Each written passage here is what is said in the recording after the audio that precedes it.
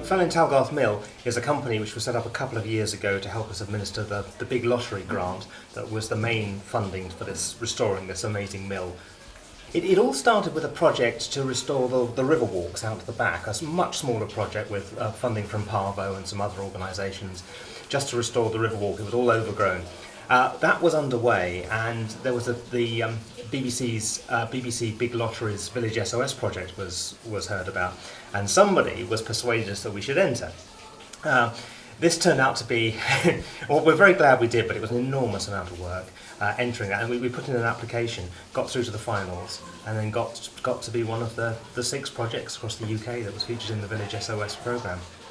The physical assets that we own, as I say, that they are under a lease, is the mill building itself, the ground out at the back, so the leat and the gardens at the back, the cafe building, which was in an old workshop to the side, and the mill cottage at the front.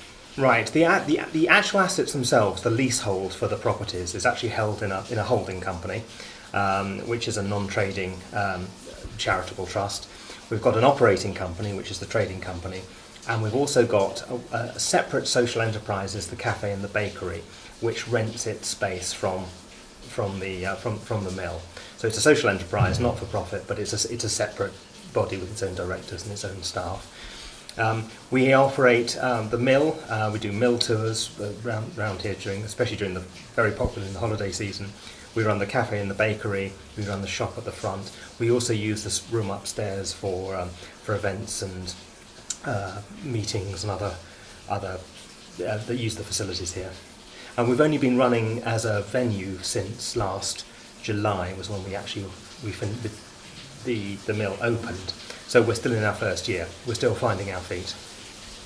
The income, we use the assets to generate income.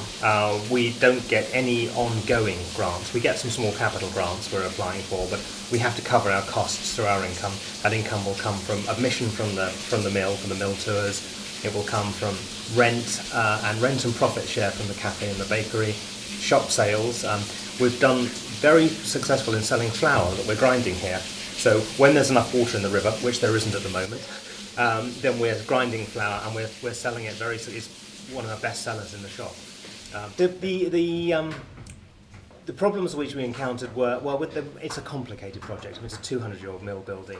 We had to get planning permission. We got planning permission eventually, much longer than we thought it was going to take us. I think that planning permission from memory had something like 42 conditions on it, all of which had to be discharged before we could start building.